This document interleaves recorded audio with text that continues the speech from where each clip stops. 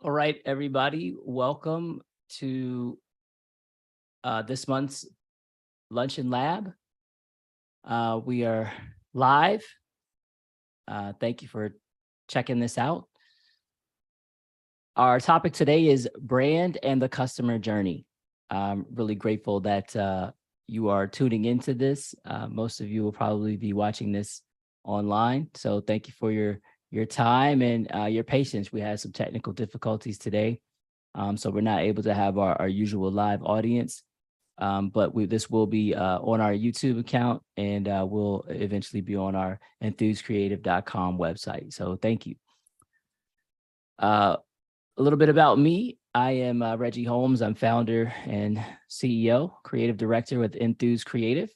We're a strategic branding and design firm based in Northern Virginia, servicing professional, corporate, government, and nonprofit clients throughout the DC metro area and beyond.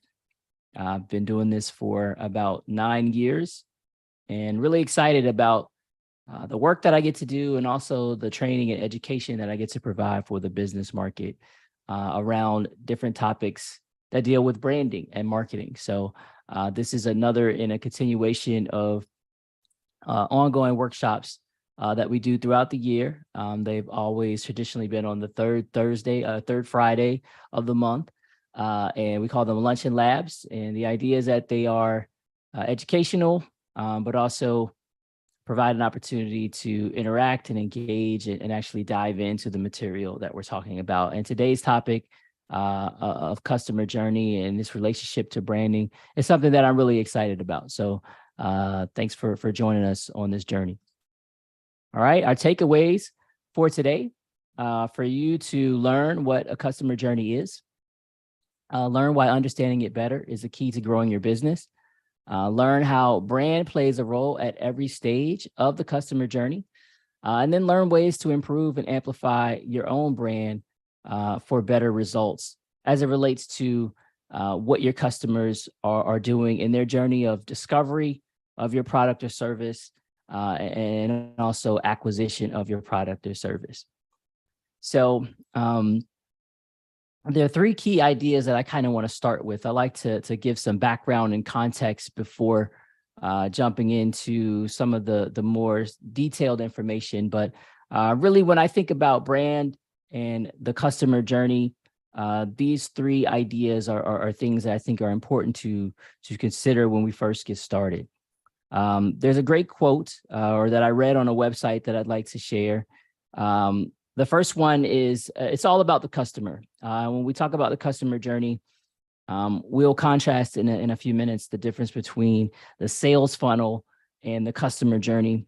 But it is really all about the customer. And we tend to think of brands in terms of the companies or the entities that they represent. But what I'm challenged to do in today's marketplace is to think about brand as it relates to the customer. And the reality is that brands were created to serve people, not to serve companies. And that's a sort of a different way to think, but it's important. And a key, challenge for us that work with brands is to remember that everything about the brand, the way it functions, the way that it is communicated is intended to make decisions clearer and easier for the customer. A great quote from HubSpot: once you fully understand your customer's experience with your business, you can delight them at every stage in their buying journey. And there are many factors that can affect this journey, including customer pain points, emotions, and your company's touch points and processes. So there's a lot that goes into creating a customer journey and your brand and how it relates, but it's really all about the customer. The word customer centric is thrown out a lot. Our challenge is to sort of shift the way we think about brands from a company perspective to a customer perspective. It's not necessarily natural to think that way, but it is important. And the biggest, most successful brands will tell you the value of investing in a truly customer-centric point of view. Next is it's all connected and cumulative. We used to think of brand as simply individual touch points along a journey, but data and technology allow us to dive in more deeply and see how all of these things are connected, how they leverage and play off of one another. Brands can no longer think in terms of these siloed experiences, and sometimes conversation around touch points is very much about taking out a slice of the journey and just sort of examining that without understanding what came before and what came after. And our challenge as we think about customer journey in today's marketplace is understanding how all these things connect, and even how different touch points might be interchangeable. And when we think about a customer's journey from discovery to acquisition and beyond, each stage must be considered in light of the customer activity and how what is being provided is meeting the needs of that customer. The touch points touch the customer, but they also touch each other. And all of this taken together is what helps to create and inform the brand experience. And so as we think about the customer journeys being something that is designed and created to, again, make the process better for the customer, all these things need to be taken into consideration. And lastly, it's all about changes and choices. The last 3 years have radically shifted the way that customers consider and choose and relate to brands and products and services. And we've seen the rise of obviously acquiring a lot of things online and through virtual means.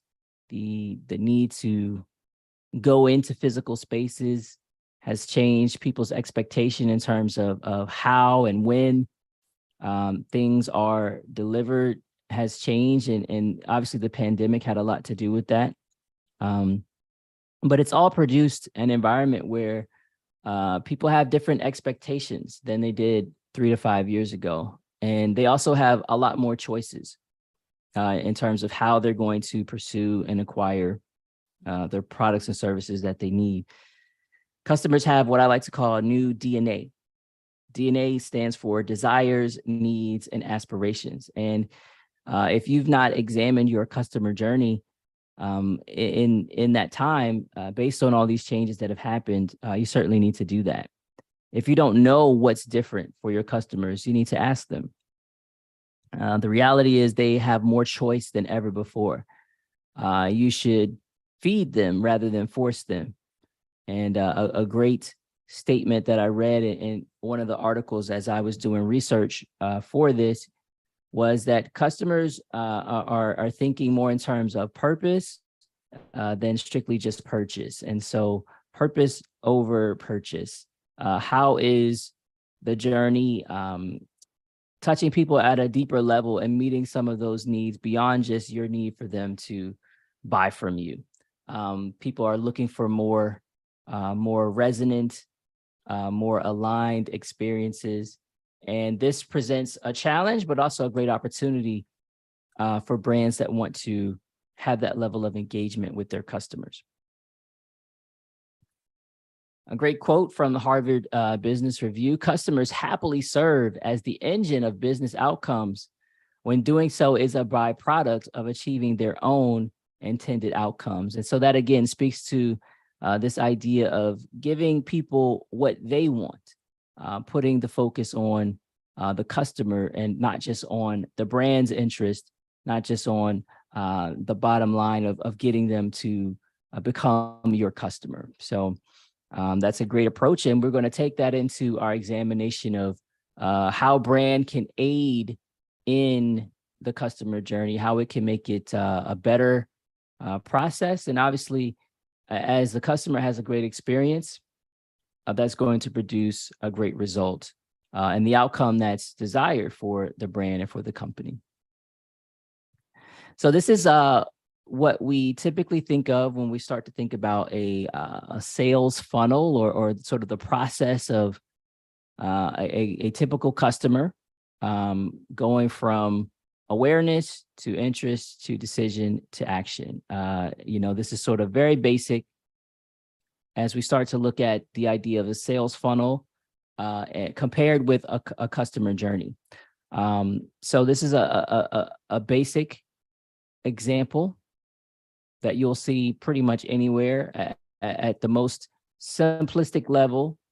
You have people that are finding out about your product or service, becoming aware, expressing interest, making a decision, buying or taking, the deciding to purchase from you or perhaps a competitor, and then taking that action, acquiring that product or service. So typical funnel shape, that's a sales funnel. We want to focus our attention on the customer journey. And the primary, difference between the sales funnel and the customer journey is that the sales funnel works to turn visitors into leads and leads into customers, while the customer journey is a representation of the overall path the person takes from awareness to consideration to conversion or action. I prefer that language. So understanding the buyer, or the client in a B2B and professional services context involves research, detailing the steps that it takes for a person to move through the cycle.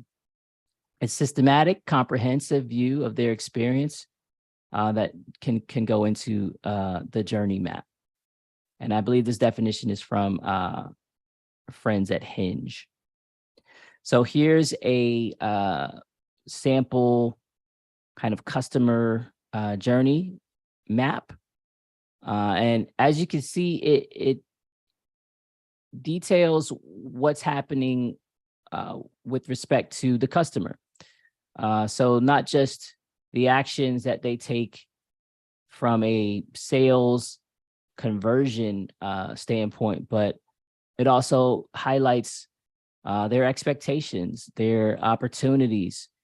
The things in the quote bubbles are sort of what they might say to themselves, what they might think as they're going through the consideration and acquisition stage until they get to that decision to buy.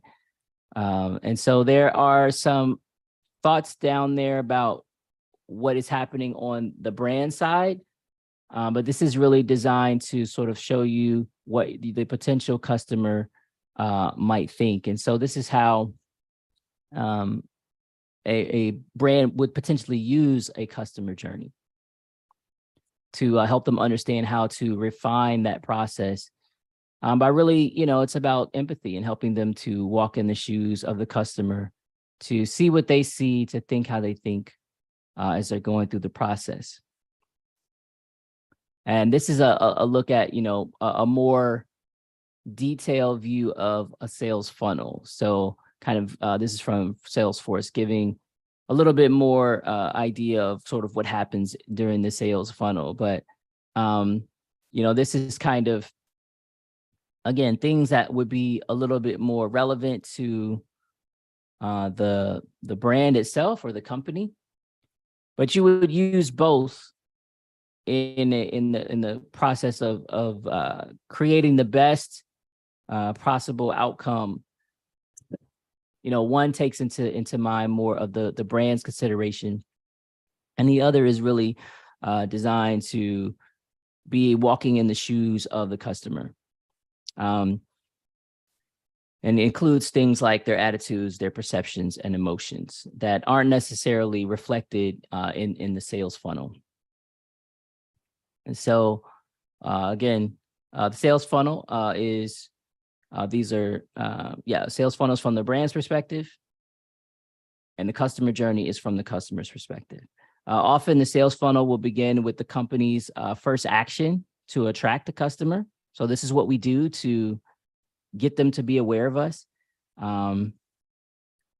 But in the customer journey, it starts with their action as they start to become aware typically of their problem. So what's the problem that's prompting them to even begin to look for a solution? So they um, sometimes end in the same place. They often do not start in the same place because um, again, they have the different points of view that they're coming from. So uh, a key question here is, who does the brand really serve? Getting back to that idea of the brand really serving the customer. The way that the brand serves the company best is by best serving the customer. And I think that the customer journey is the construct that really makes that clear and allows the brand to be able to glean insights from the mouth, from the viewpoint of the customer that can help them to refine their overall sales process. So in many ways, customer journey, sales funnel work together, but it's a little bit harder to develop the customer journey because that involves really getting into the mindset and the viewpoint of the customer. So why even pay attention to customer journey? Why is this valuable? A couple of different reasons. So it provides a deeper insight into your customer's point of view, deeper understanding, deeper empathy, and that really allows you to do one of the main functions of branding, which is to connect with your customers. It also creates a more personalized and memorable customer experience. So you're giving people love to have things that are personalized and tailored to them. It's allowing you to learn their behaviors, learn their desires and goals, and be able to create a process that they love to go through. So not only do they love to acquire your product or service, they love the process, and it affirms things that they like, that they enjoy, that make them feel edified. And obviously, as the brand, you get the business and you get the loyalty from that customer that has had a great experience. They're more likely to talk about that and to refer others. There's a great stat, 91% of customers prefer brands that personalize the customer experience. So people want to feel seen, they want to feel understood. And so those first two really work together to um, create something that makes people feel seen and understood. It also helps to improve your brand communication and the overall brand experience. It helps people to better engage, to better know what you're all about, and to really feel that resonance of values. That this is not just, again, sort of the purpose over purchase idea. Like, they can get the products or services from a number of different places, but they choose to work with you because you speak their language, right? You've taken the time to really understand their pain points and communicate that in a way that they appreciate and enjoy. So it helps you to maximize the things that make your brand great, the messages that really resonate with your customers, and to minimize or not use the ones that don't. And also helps you to encourage better results and relationships. When people feel fully understood, when the brand experience is truly customer centric, they come back. There are many stats out there that support the idea of greater return on investment for people that do customer journey mapping and continue to refine their process. Not just, well, this is the way that we sold back in 2010. It's got to work in 2022. No, your customers have changed, and so it just allows you to be agile and to continue to refine the process and strengthen the relationship between you and your customers. The reality is, brands have relationships with their customers, and you can engineer and design your process to improve that relationship or to hinder it. When you know about your customers, you can deliver what they need efficiently and profitably, and that's really the goal. All right, so how do you study customer journey? Talk to your customers.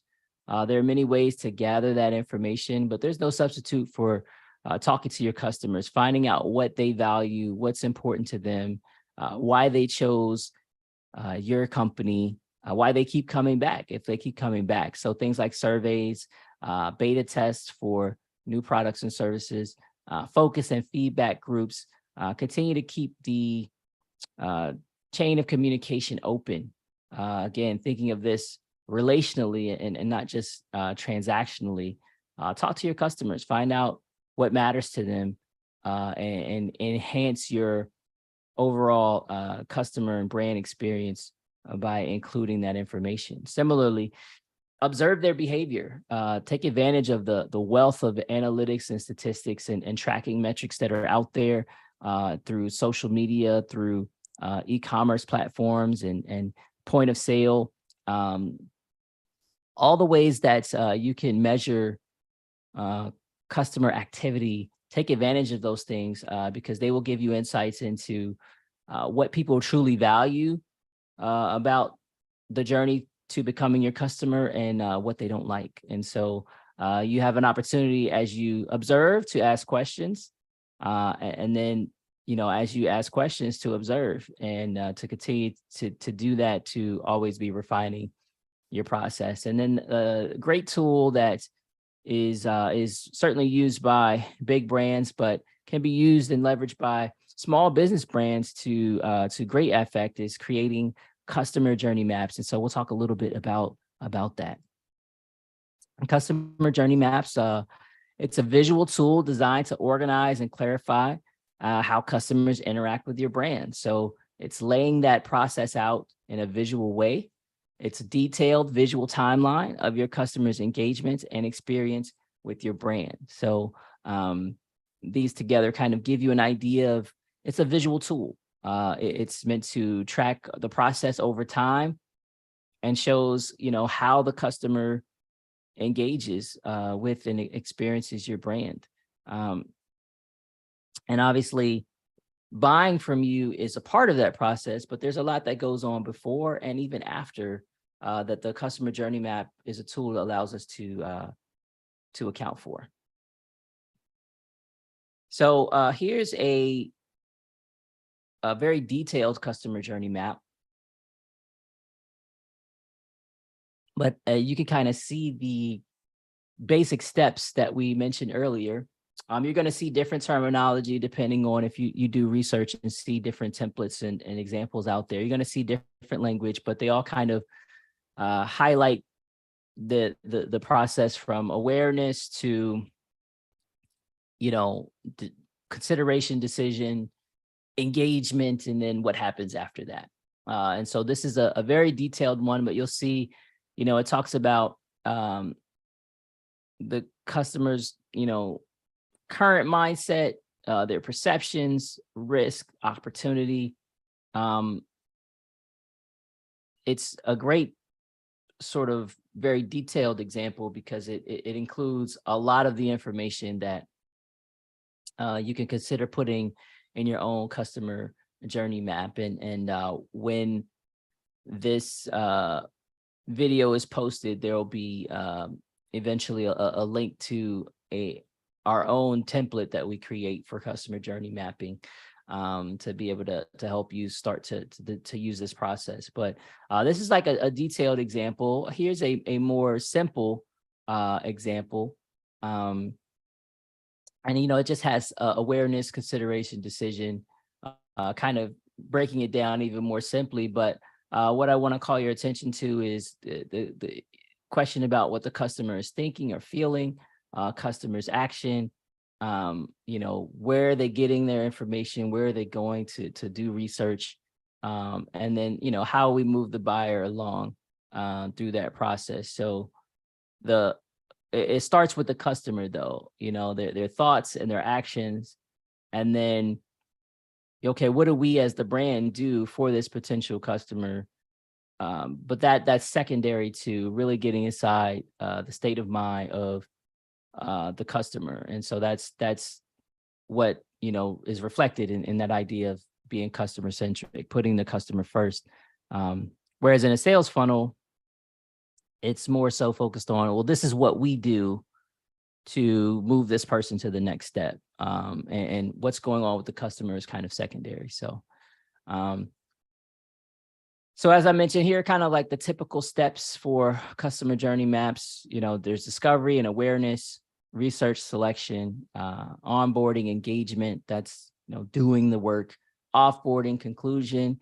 If it's sort of a one-time engagement, but typically what you'll see reflected is this idea of the ongoing relationship. So recurring business opportunities, referrals, turning that person into what we commonly refer to as an advocate. So not only someone who is a satisfied customer, but someone who will then go out and promote to the marketplace the quality of your work, the solutions that you provide, and advocate for your business in that way. So we want to look at how brand is involved in helping to just make this customer journey more effective. And disclaimer for your business, there may be additional steps or components as you put together a customer journey map. You may want to add other elements to it, but these are sort of the basic things that you kind of always see reflected.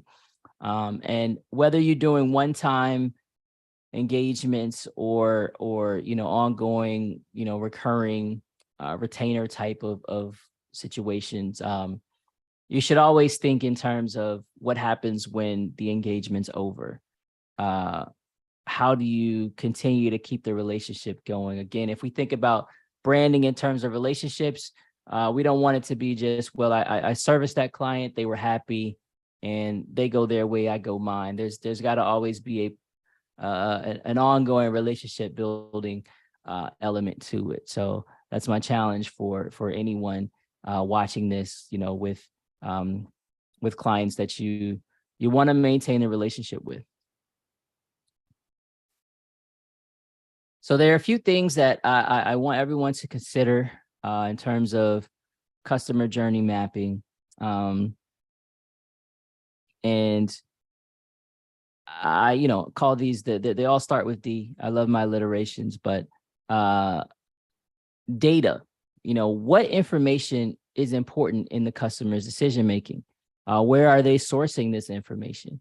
So as you're putting the customer journey map together, these are the questions that you should ask yourself and seek answers to help inform what the journey map looks like. Design, where are the on-ramps and the exits for the customer that are built into your process? And I love this idea of design because the customer journey map is something that you should think about designing. It should be intentionally created and crafted to provide the best possible experience for your customer.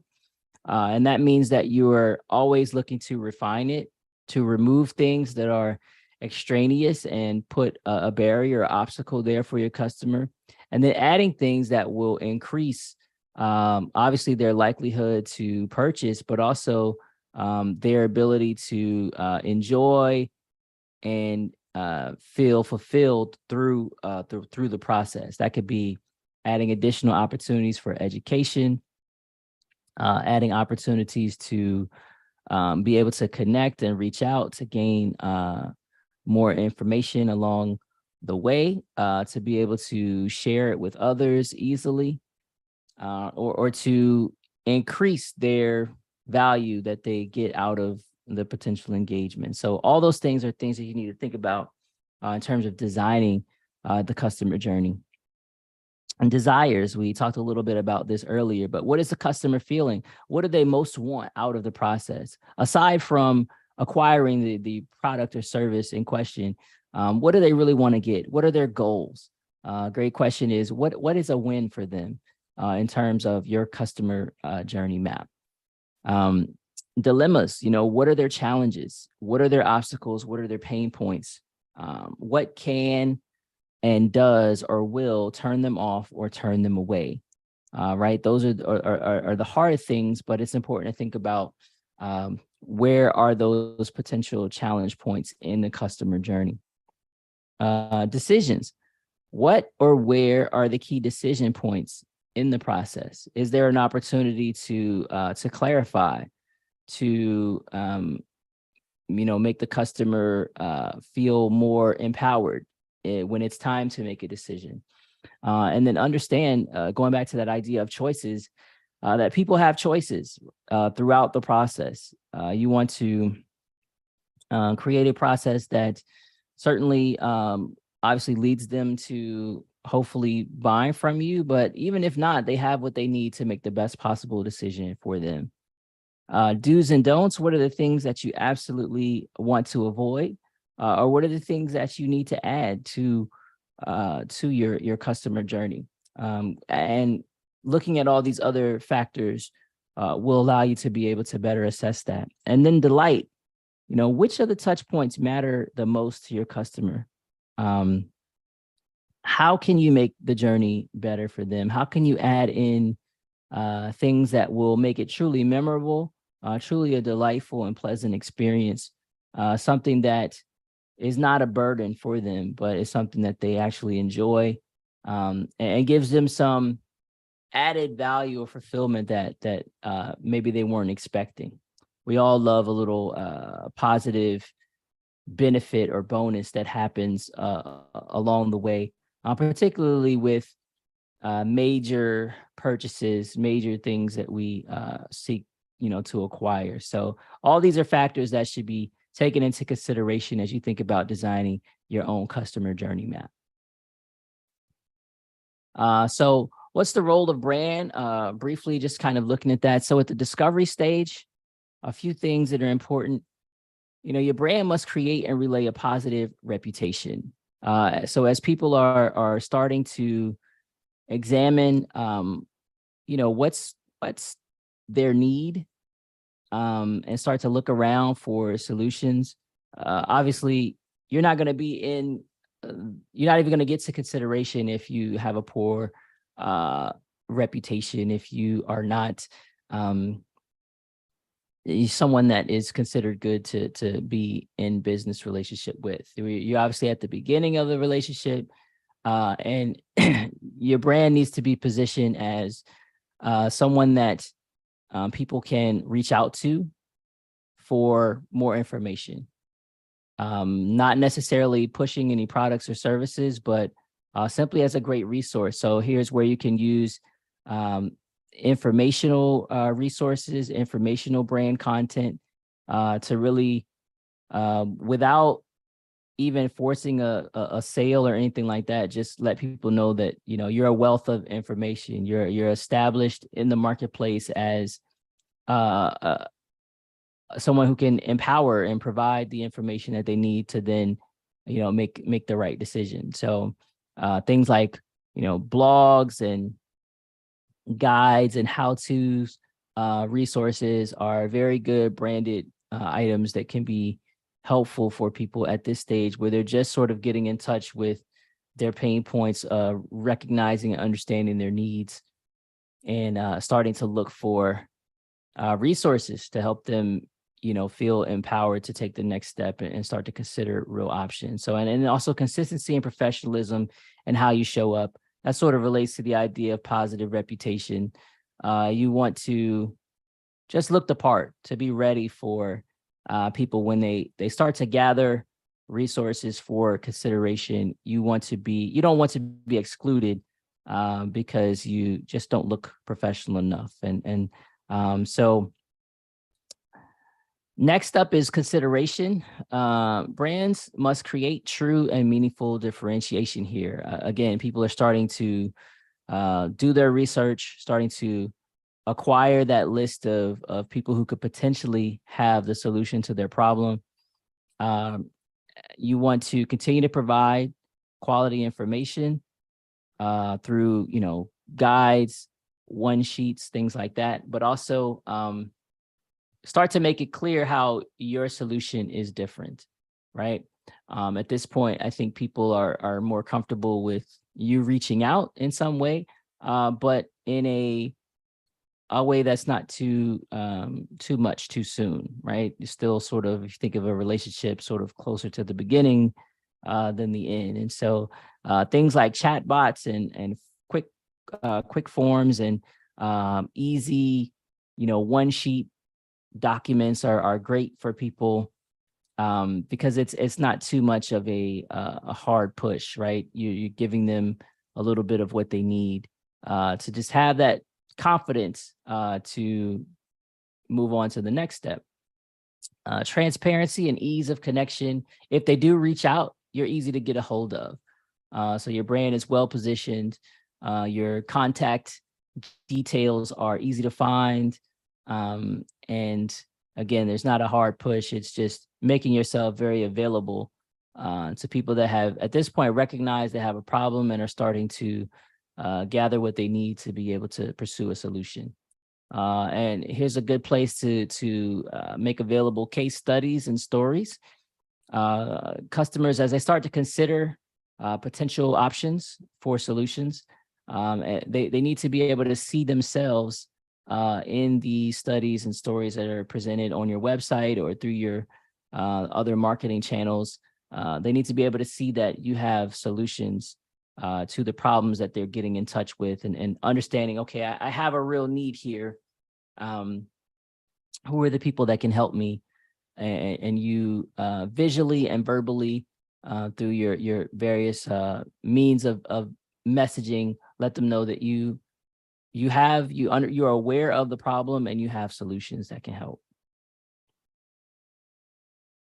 All right. So the next is engagement. People have looked at their options. They've chosen you, and they're moving forward with allowing you to provide a solution to their problem. I think here, clarity of communication about what they can expect and the process is really important. And then strengthening the relationship and building trust. So at this point, you've earned their business. You've proven to be a viable solution to their problem. At least they trust that you are and have entrusted you with that. And it's important to start to communicate shared value. So, we value their business. They obviously value your expertise, and the relationship is solidified, right?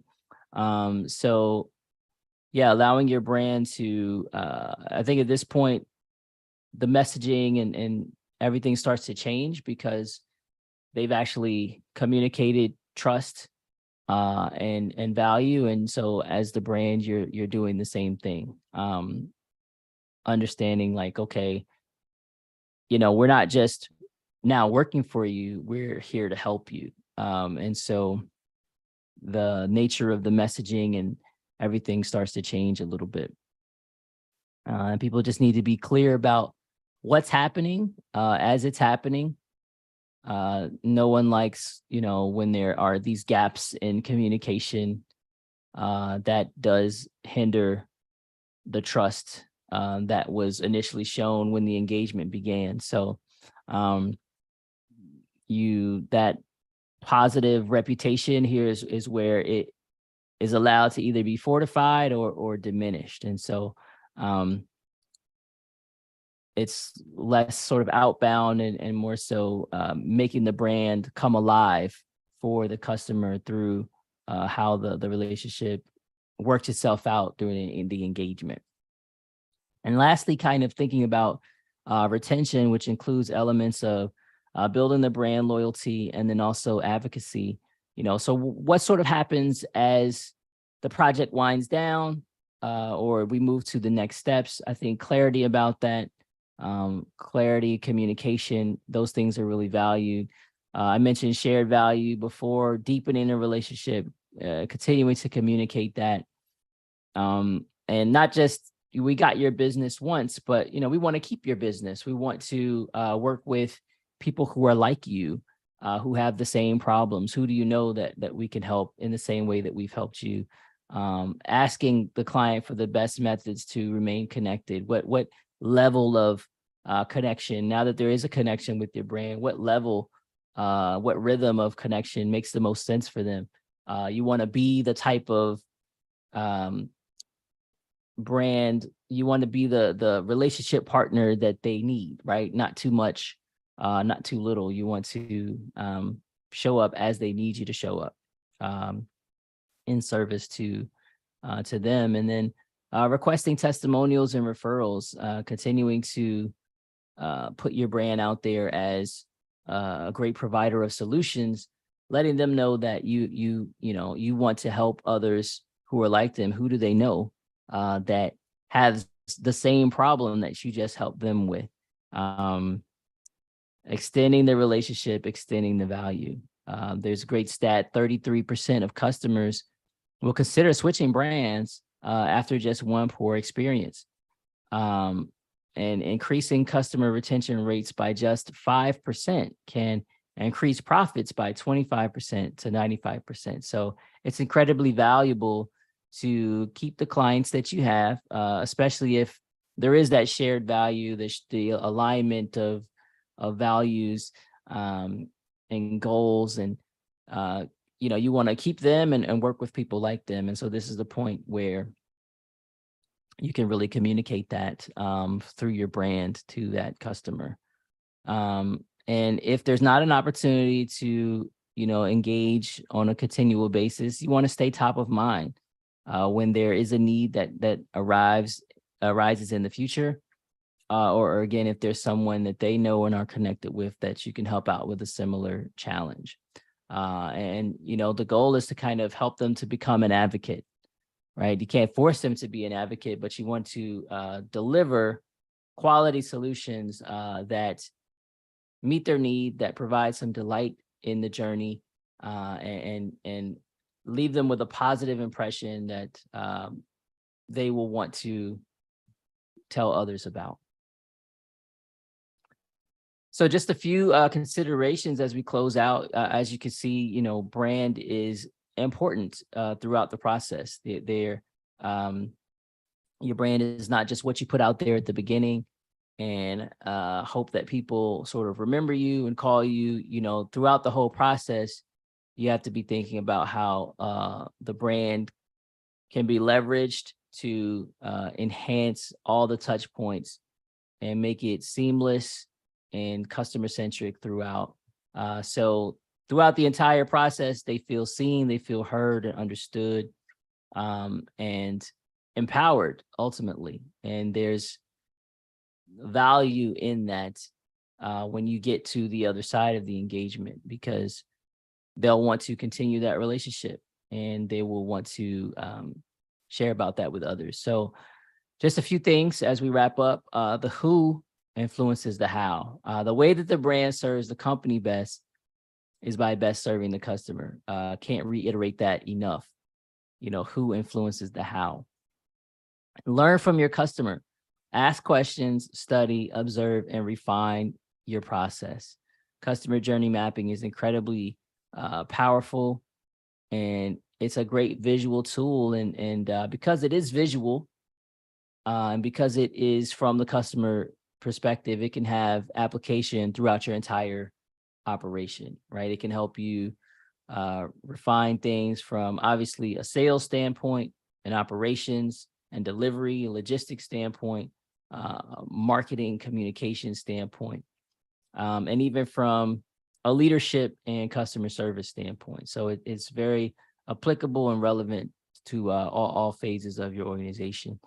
And lastly, design and map your customer journey. If you've never taken the time to sort of sit down and think about how customers move from not even knowing about us to knowing and loving us and telling others about us, use the data and insights that you have from all your different touch points.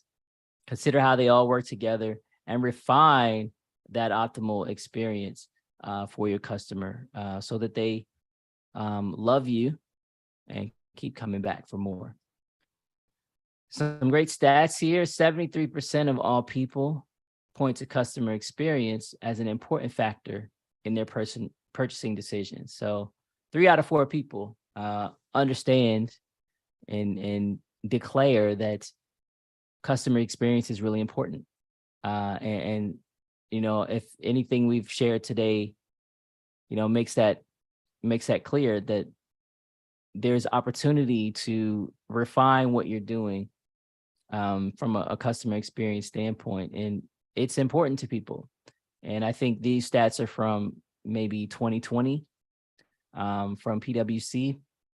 And I would venture to say that even more so now, a couple years later, customer experience, as we have moved to a fast paced digital first or digital forward environment, um, customer experience continues to be really important. And 16% is a price premium on products and services, plus increased loyalty uh, when the customer experience is excellent. So not only is it valuable, it's more valuable. You can earn a little bit more and charge a little bit more, and people are willing to pay a little bit more. Customers are willing to pay more for an enhanced customer experience. So people value it, and they're willing to pay more for it.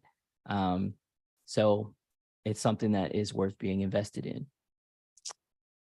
So for anyone who is attending or who comments on this post and reaches out to us, you have the opportunity to get the complimentary customer journey map consult. Again, we'll post a link with the video to a worksheet that you can use to fill that out.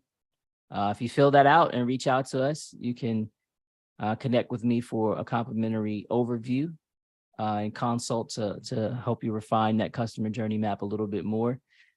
And then reach out as well for discounts on 2023 branding consulting or creative engagements. That's for a limited time, let's say till December 1st. So if you reach out before December 1st, watching this video replay, then we'll look out for you with a discount for 2023 engagements. Really excited about what's coming up next year and the future of these luncheon labs. So thank you all for watching. Enjoy putting together your customer journey map, and much success to you in the future. God bless.